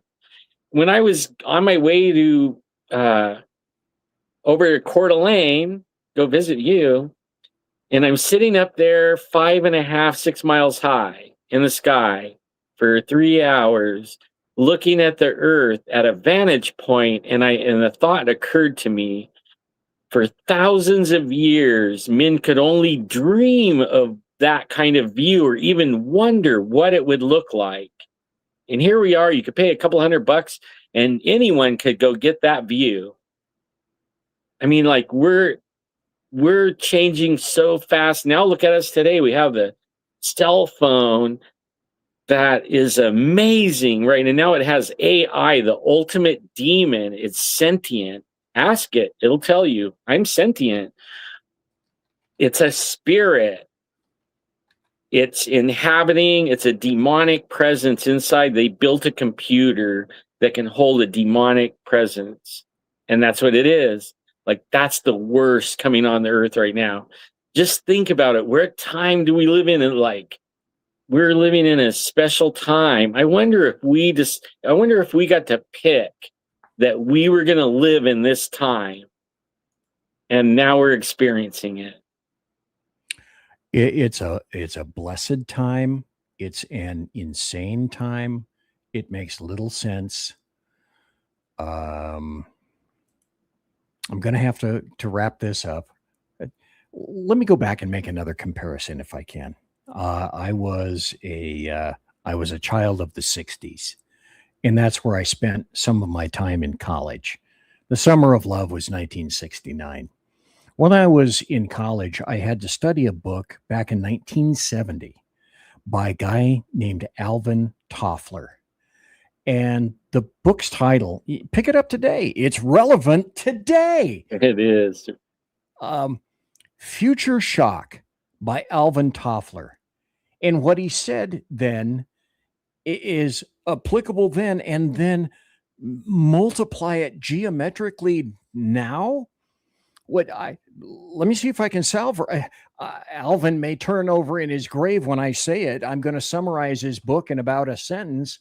And essentially it comes from, you will experience future shock when it causes psychological harm and damage when there's too much change in a short period of time. Now, that's 1970 when that hypothesis went out.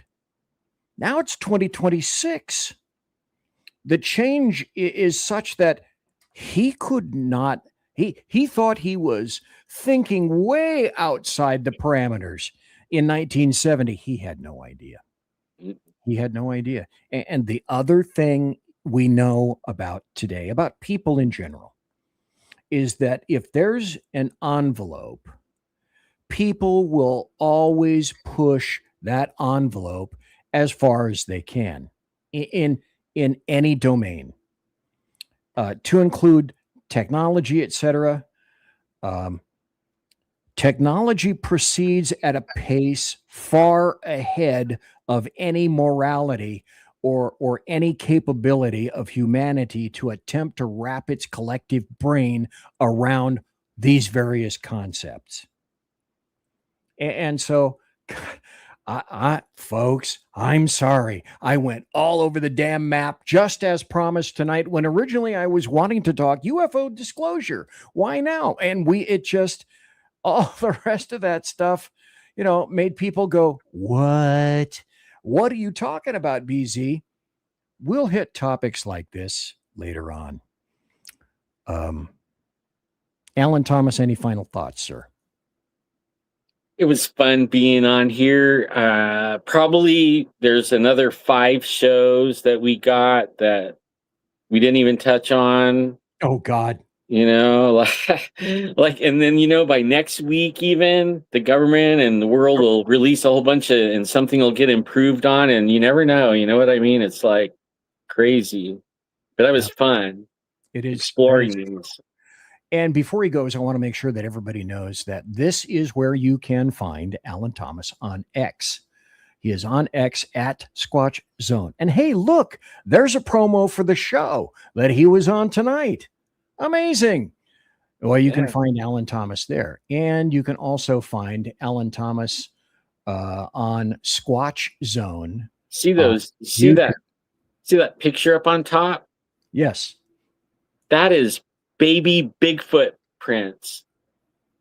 Ah, okay. All right. Baby Bigfoot prints. I'm glad you pointed that out, and then I can display it on the screen for everyone to see and take a peek at that. So go to Squatch Zone. If you want to find out a little bit more about Alan Thomas, go to Squatch Zone.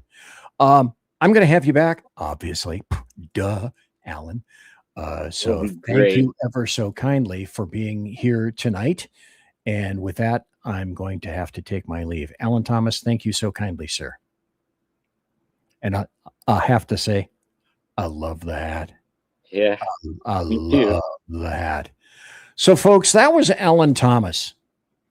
And thank you very kindly for watching Access Denied 403 Forbidden tonight on the SHR Media YouTube channel, X and Rumble. On this show, I want to remind everybody that we will always explore the anomalous, the unhinged, the fringe, the cringe, the UFOs, the cryptids, the abhorred, the ignored, the restored, Bigfoot, Sasquatch, a couple of my favorite topics, the curious, the quantum, the lore, the lies, the legends, the chimera, the unquantifiable, the untaxonomicable, the forbidden, the locked government dossiers, the prohibited archives, the unbidden, the dark, the echoing caverns, the abnormal, the paranormal, the unsound, the subterfuge, the cabals, the conspiracies, and as I mentioned before, all the wet, slimy things that refuse to fit in your closet,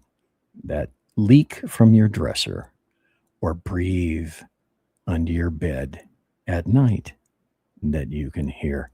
Thanks again to tonight's guest, Alan Thomas of Squatch Zone. I make mention of this. If you have some of your own applicable experiences that you'd like to talk about on the show, send an email to bz@shrmedia.com. I'd enjoy hearing from you about any number of topics. And if it's good enough, if it's credible enough, or if it's frightening enough, we might need to chat. So thanks for watching live, for watching later in podcast, folks. And I'm always suggesting keep your eyes and ears open. Ladies and gentlemen, good night.